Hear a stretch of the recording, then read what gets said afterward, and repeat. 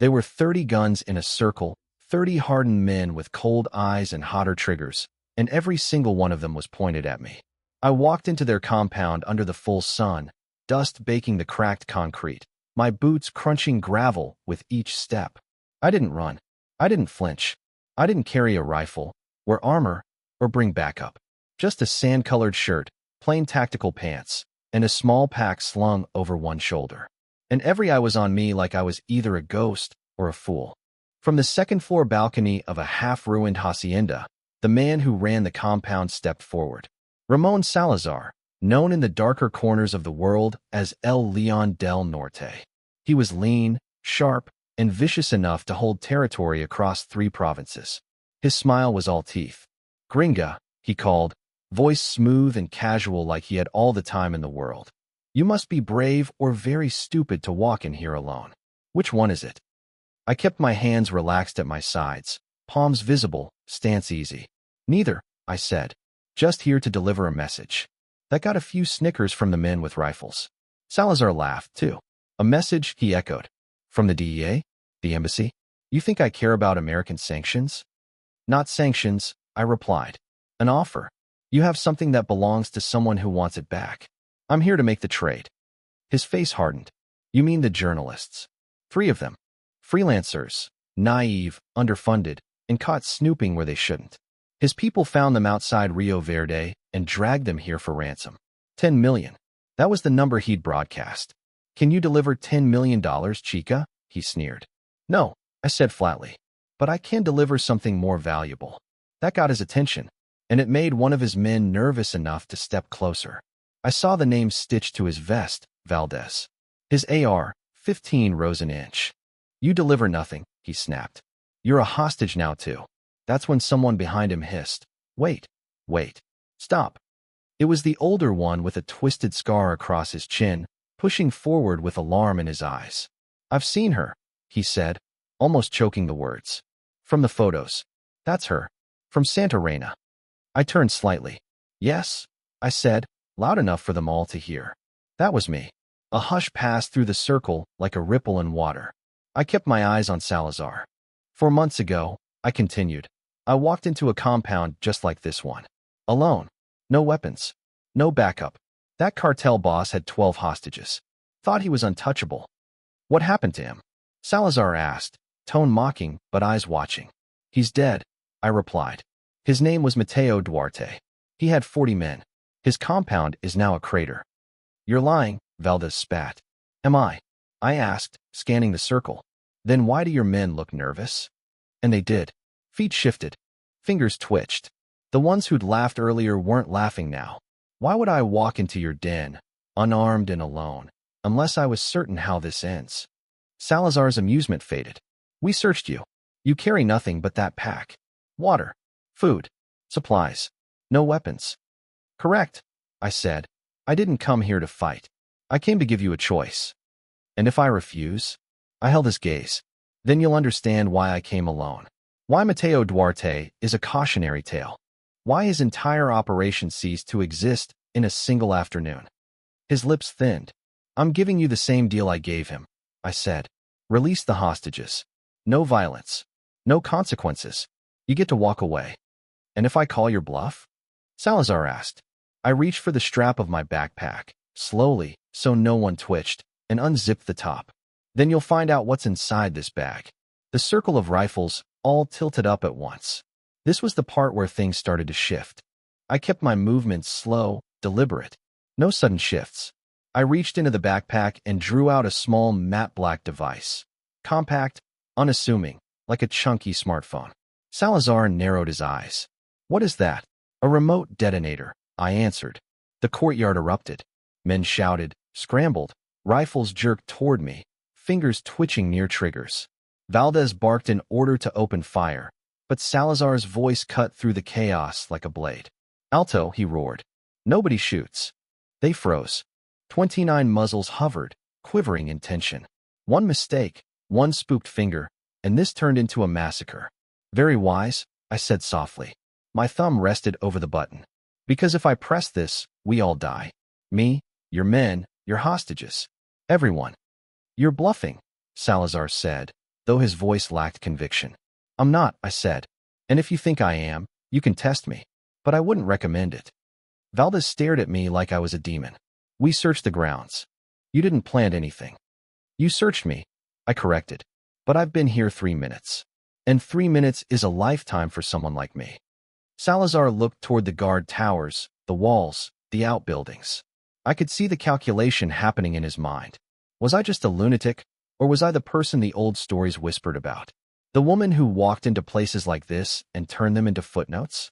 You didn't come alone, he said finally. No, I replied. Just without anyone you can see. Silence thickened around us. A younger Sicario, barely old enough to shave, swallowed hard and whispered, Is she La Reina del Fuego? More than one head turned. It was an old nickname, one I didn't use, one that others had assigned after Santa Reina went up in smoke. After I walked out alone, I don't care what she's called, Valdez muttered, trying to rally courage. It's a fake, just a bluff. No one comes alone and threatens 30 rifles with a button. I do, I said, because that's the difference. I'm not threatening. I'm promising. If I press this, I don't survive. And I'm okay with that. That's what makes it real. I give you 2 options, Senor Salazar, I said, my voice steady. Option 1. You release the 3 journalists. They leave unharmed. I deactivate the charges. You live. Your men live. You keep your empire. He didn't respond. Option 2. I continued. You try to take me. Maybe you kill me. Maybe you shoot first. But if I think I'm about to die, I press this button. And your compound becomes dust. Salazar didn't blink. You would kill the hostages? If I have to, I said. He stared. Why? Because the mission is to stop you from profiting off kidnapping, I said. You release them alive, mission accomplished. You don't. Mission still accomplished. One way costs lives. One doesn't. You get to choose which. The older scarred fighter spoke again, voice low and reverent. She's not bluffing. Mateo Duarte refused. He died screaming under rubble. A murmur rippled through the courtyard. Fear, rising now. Not of me. Of what I represented. Show me proof, Salazar demanded. You want me to believe? Prove it. I smiled. Just a little. Then I reached into my pack again, pulled out my sat phone, and tapped a single key. On the eastern wall, a sharp pop cracked the air. Concrete buckled. A controlled charge punched a neat 3-foot hole in the perimeter wall. No flames. No debris flying. Just enough to make a point. Men screamed. A few dove. Salazar stumbled back a step. That, I said calmly, was 1% of what I planted. I slid the sat phone away. The rest is buried in your fuel storage, your ammo crates, your foundations. You push me, you die. You trust me, we walk out.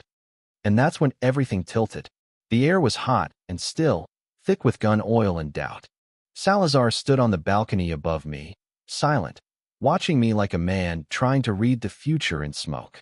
Around me, 30 fighters held their weapons tight, but no longer steady. I'd thrown their world into question, and now they were trying to figure out if I was myth or monster. You think I'm afraid of you? Salazar finally asked. No, I said. I think you're smart. And smart men weigh risk. He paced a few steps along the rusted balcony rail. You said Duarte died screaming. That he refused your offer. He accepted the offer.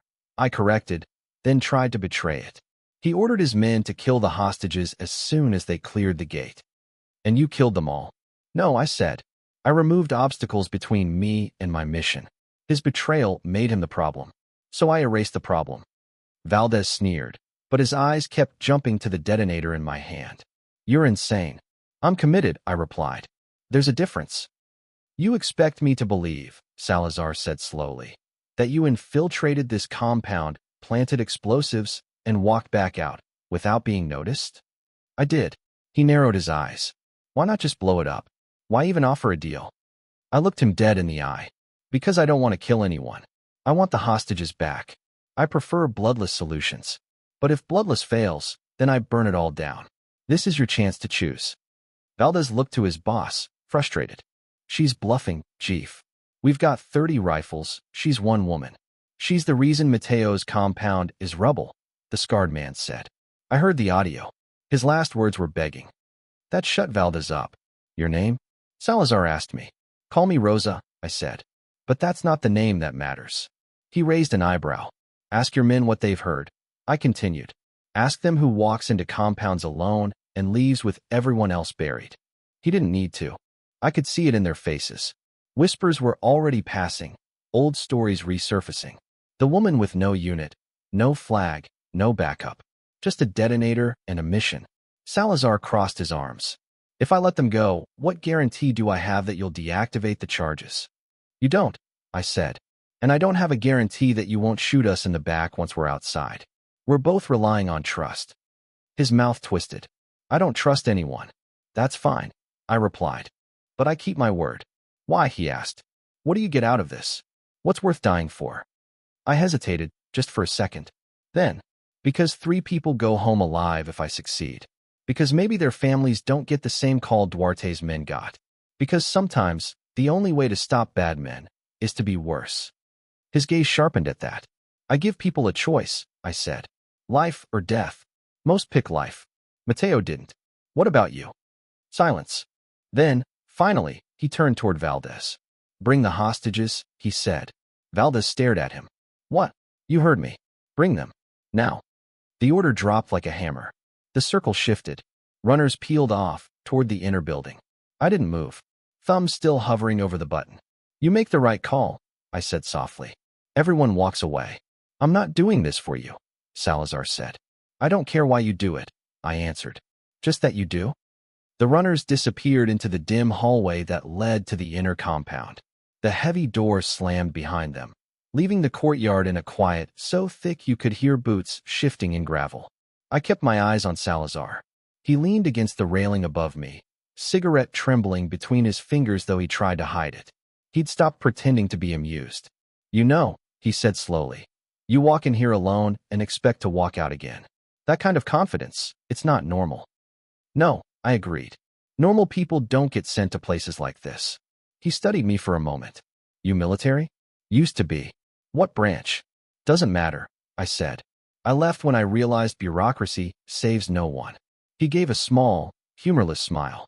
So you freelance now? I solve problems, I said. The kind no one else can. Before he could reply, the door groaned open again. Valdez returned with 3 people, 2 men and 1 woman, all foreign, all exhausted and bruised but alive. Their wrists were zip-tied. Their eyes went wide when they saw me standing in the courtyard, surrounded by rifles. That's them, I said quietly. You've made the right choice. Don't thank me yet, Salazar said. You haven't left. Valdez shoved the hostages forward roughly. One stumbled. I raised my voice just enough. Easy. They walk on their own. He hesitated, glared at me, then backed off a step. The 3 foreigners huddled together, confusion and terror written across their faces. Who are you? One of the men whispered. Someone who's getting you home, I said. Do exactly as I say. The older one, the woman, shook her head. This is suicide. I know, I replied. Walk anyway. I started to back toward the gate, slow and steady, keeping my eyes on Salazar. The detonator stayed visible in my hand, thumb poised over the button. The hostages followed in a nervous line behind me. 30 rifles tracked our movement. Rosa, Salazar called, his tone careful. How do I know this isn't a trick? How do I know you won't blow it the second you're outside? I stopped, looked back up at him. You don't, I said. That's the beauty of it. You have to believe I mean what I say. And if I don't, then everyone dies. He searched my face for something. Fear, maybe. Doubt. I gave him none. A muscle in his jaw flickered. You're terrifying, he said finally. I'm practical. We reached the gate. The guards there stood frozen, unsure whether to open it or shoot. I nodded toward the latch. Open it. One man hesitated until Salazar barked. Do it. The gate creaked outward. Keep walking, I told the hostages. Eyes forward. Don't look back. As we stepped out into the dusty road beyond the walls, a gust of hot wind swept across the clearing. I didn't breathe until we were 50 meters out, then 100, then 2. At 300 meters, the sound of the compound faded to a dull hum behind us. The hostages finally started whispering. What just happened? One asked. You were traded for a warning, I said. A warning to who? To every man like Salazar. The younger hostage frowned. There were really explosives back there. Oh yes, I said. Enough to turn that place into a hole in the earth. But how? How did you even plant them? You were surrounded when you came in. I looked at the road stretching ahead, dry and endless. Who says I planted them today? The woman caught on first. You came before. I nodded. Last night. It was easier at night. They didn't expect anything after curfew. They figured the desert and distance were enough security. That assumption was their first mistake. I came in under moonless sky, crawling past perimeter sensors blindfolded with black paint and dirt. I wore their colors, their boots. I even carried one of their rifles, something I'd picked up months ago and kept for jobs like this. Cartel uniforms were easy to find if you knew where to look. Their arrogance made them predictable. I got over the outer wall with a repurposed construction ladder I'd cached days earlier. Moved through blind spots I'd mapped via drone footage. Every compound had them. Most people never noticed because they never expected a ghost. By 0200 hours, I was in. Their patrols were sloppy. Too few men, too many distractions, drugs, cards, girls. No discipline. That made them vulnerable. I moved between buildings like smoke, slipping into fuel storage, comms shack, ammo depot. Quiet, careful, calculated. I planted 17 charges total. Remote activated. Wired into structural supports and choke points. Not to kill people, necessarily, but to collapse the place inwards. It wasn't personal. It was leverage. When I was done, I buried the detonator receiver unit behind the comms tower and walked out the same way I came. No one the wiser. I hiked to a ridge 2 clicks east, rinsed off in a creek, and circled wide to approach again at dawn from the main road. By the time I walked through the front gate, acting like I'd just arrived, the charges had been waiting beneath their feet for 7 hours. I didn't tell the hostages all of this, of course. They were too shaken, too exhausted. You infiltrated that whole place, the woman said again, voice numb, and walked out? Alone? That's what I do, I said simply. Walk in, plant the truth, walk back out, and offer a deal. The youngest man shook his head. But why? Why not just blow the place up? I glanced back over my shoulder. The compound was just a shape in the distance now. A structure still standing because its owner chose wisely. Because 15 people are alive now, I said. 12 from the last job. 3 from this one. 15 people who gotta go home instead of becoming bargaining chips or headlines. And if Salazar had said no, the woman asked. Then we'd be dust, I said. Me, you, them. Everyone. That's insane, she whispered. No, I said. That's war. It's hostage rescue. It's negotiation with teeth. We crested a rise in the road. On the other side, a Black Hawk helicopter idled in a dry riverbed, blades chopping slow, wide circles. You lied back there, the oldest man muttered. To Salazar. No, I said. I told him exactly what would happen.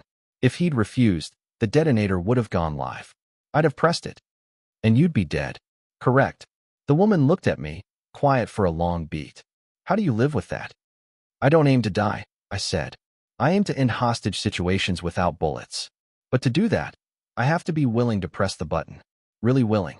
Or else the threat's empty. And then nobody goes home. The Black Hawk side door opened before we reached it. Medics jumped down fast, ushering the hostages in without wasting time. Salazar might have kept his word, but I didn't take chances with posturing gangsters and their bruised egos. The rotors pounded the air, whipping grit into our faces as we loaded up. The crew pulled the journalists in one at a time, checked their pulses, gave them water, started basic assessments. No one was in critical shape, just dehydrated, bruised, and scared out of their minds. I climbed in last, eyes still on the horizon behind us. Nothing moved on the road. No trucks, no men, no retaliation yet. Detonator? The crew chief asked, leaning close. Still active. But I'll kill the signal once we're clear, I said, glancing at my sat phone. The woman I'd rescued, Anna, I'd finally learned, buckled herself in across from me, her eyes locked on the small device in my hand. Were there really that many explosives? She asked. Yes. Placed everywhere. Critical points, I said. Supports. Fuel. Munitions. Enough that if I pressed this, we'd have left behind a crater large enough to see on satellite. And you would have done it. I met her eyes. Yes. She looked away, her hands twisting in her lap. The crew chief gave me a thumbs up from the cockpit. We're airborne. You want a strike called on the site? I shook my head. Negative. He kept the deal. I keep mine.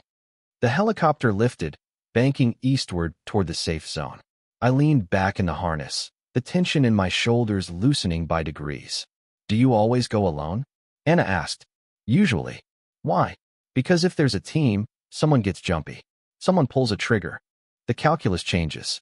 When I'm alone, they know I'm not there for a fight, just for a choice. That's insane, she whispered again. No, I said, eyes closed. That's control. She was quiet after that.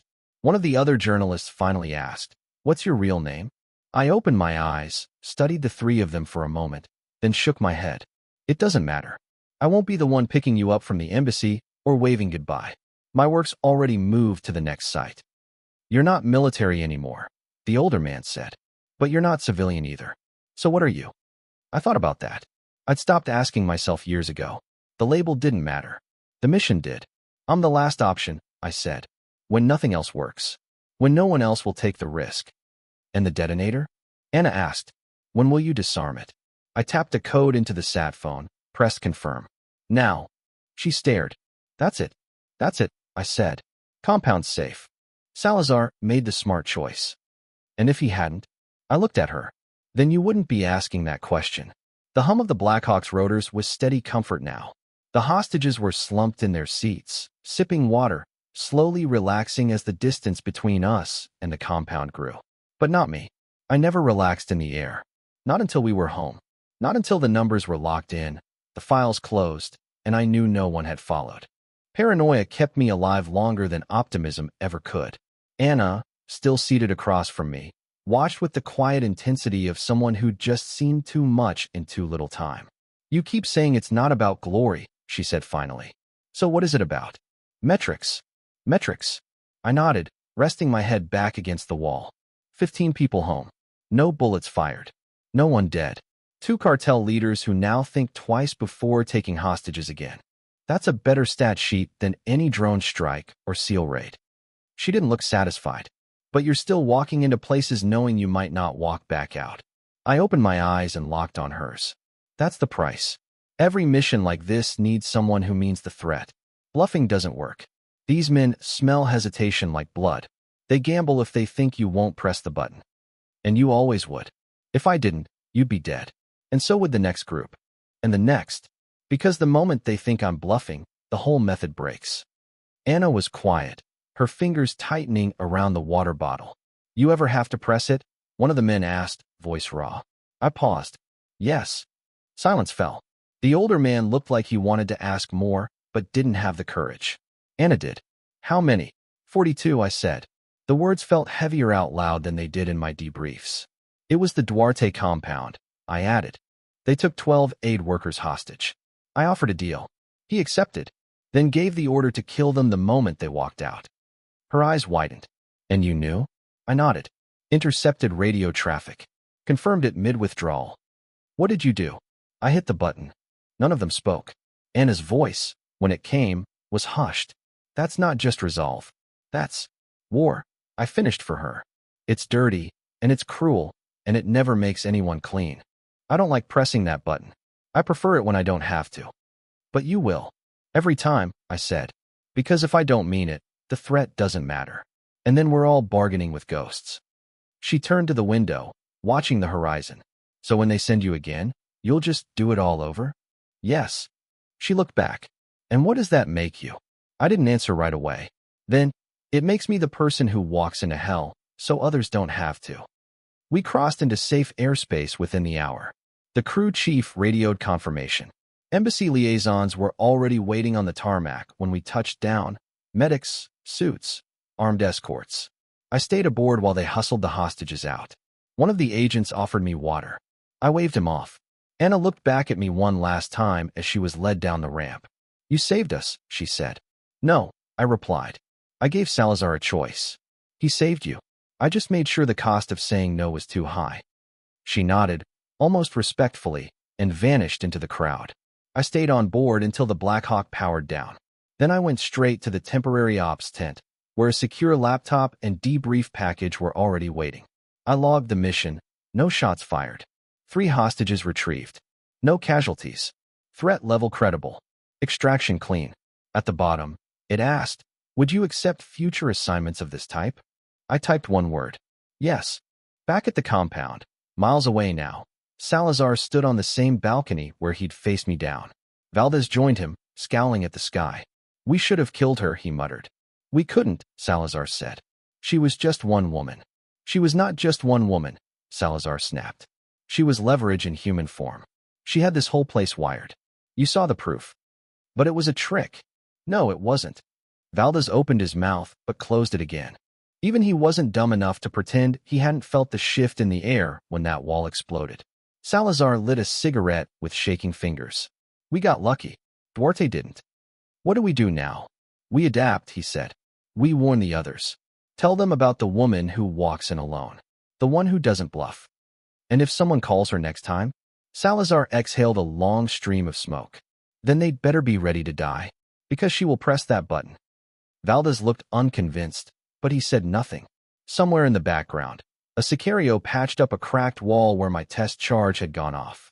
They were rebuilding. I hoped they remembered why. Because next time, it wouldn't be a test. I closed the mission file and shut the laptop. Another compound. Another group home. Another boss who got to keep breathing because he picked the smart option. And yet I knew. This model wouldn't last forever. Someone would test me again. Would push harder. Would gamble their power against my threat. And when that day came, I'd press it. Without hesitation. Because the moment I hesitate, the moment I start bluffing, the whole system collapses. And people start dying again. So I can't hesitate. I won't. Not until there are no more hostages. Not until there are no more devils left to make deals with. 2 days later, Anna's story hit the wire. The media had questions. So did the embassy. So did some ambitious congressman who thought this whole operation sounded like something from a Tom Clancy novel. But the answers? They stayed classified. The official line was that an independent recovery asset facilitated the safe release of hostages through non-lethal negotiation tactics. That's as close as they'd ever get to printing the truth. That a woman walked into hell with a detonator and nerve, and walked out with 3 people and the place still standing, because she was ready to burn it to the ground. No medals, no ribbons, just another file in Langley stamped successful. Director Evelyn Shaw reviewed the after-action report in her corner office. Her deputy hovered nearby. She did it again, he said, reading over her shoulder. Shaw nodded.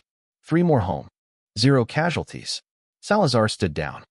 The deputy wasn't smiling. This isn't sustainable. We've had that conversation. Shaw replied without looking up. Eventually someone will test her, he pressed. Someone will call the bluff. It's not a bluff, she said. And that's why it works. He lowered his voice. If she ever actually detonates, it'll kill hostages too. Civilians. There'll be blowback. There'll be mourning, Shaw agreed. And then there'll be silence. Because the next cartel boss will remember what happened when the deal was refused. She's a weapon, he muttered. No, Shaw said. She's a solution. A terrible, necessary solution to impossible problems. Until the day she dies, he added. Shaw looked at him. And when that day comes, she'll die doing what she was trained to do, bringing people home. Even if it means none of them walk away. The deputy didn't argue. He just turned and left. I was already prepping for the next mission. New city. New compound. New hostages. Same method. Same offer. Same cost. I cleaned and packed the next set of charges, laid out my infiltration gear, and updated the schematics from drone recon. The place belonged to the Serpiente Roja militia, known for brutality, not known for thinking clearly. They'd taken 5 aid workers. My job? Make them rethink that decision. I'd infiltrate that night, plant the charges, and walk in at sunrise like I'd just arrived. Same dance. Same lines. Same choice. And maybe, if I did my job right, 5 people would go home. No bullets. No blood. But if the math changed, if the leader tried to play hero, then we'd all burn. Because the threat only works when it's real. And mine always is. I stood at the edge of a canyon ridge the night before insertion, watching the compound lights flicker in the distance like stars on the ground. The charges were in place. The timer modules synced. Every critical structure, from fuel storage to comms relay to barracks, was tagged. I'd done the walk, planted the seeds. Tomorrow, I'd return through the front gate. Just like before. I rehearsed it all in my head as the wind swept through the high rocks. The path, the posture, the lines, the timing. When to show the detonator. When to pause. When to smile. It had to be perfect. Always. Because the only thing more dangerous than a bluff is being caught in one. The next morning, I walked through the compound gates of the Serpiente Roja. I wore civilian travel clothes, slung a neutral pack over one shoulder. No armor, no gun, just calm, just resolve. 15 fighters surrounded me in the main yard. The commander, a scarred ex-mercenary with 2 mini medals from wars he never earned, came out to greet me with smug disbelief. Who the hell are you? I looked him in the eye. The woman you're going to listen to. He laughed. Most of them do. At first. Then I showed them the detonator. Told them what would happen if the hostages weren't released. Told them what happened to Salazar. To Duarte. To Marco Rojas. And then I offered the deal. Somewhere in Langley, Shaw monitored the live feed. The deputy stood behind her again. She's in, he said. You think they'll take the deal? They always do, Shaw replied. Because she never blinks. The deputy watched the screen. And if they don't, Shaw's voice didn't waver. Then they all die? Back in the courtyard, I watched the commander weigh his options. I could see it in his face, the pressure, the math. The men around him shifting uneasily, remembering the names of leaders who chose wrong. His hand hovered over the radio. And I knew, in that moment, he'd blink. Because they always do. They call me reckless. They call me insane. They call me La Sombra. La Muerte. La Mujer de Hierro. But what they really call me, when it's just them and fear, is the woman who keeps her word. The woman who never bluffs. The woman who walks into hell and makes the devil choose between greed and survival. And most devils? They choose to live. Because I never blink. I never bluff. I never hesitate. That's why they send me. That's why people come home. And tomorrow, I'll do it again. Thank you for watching. Have a great day.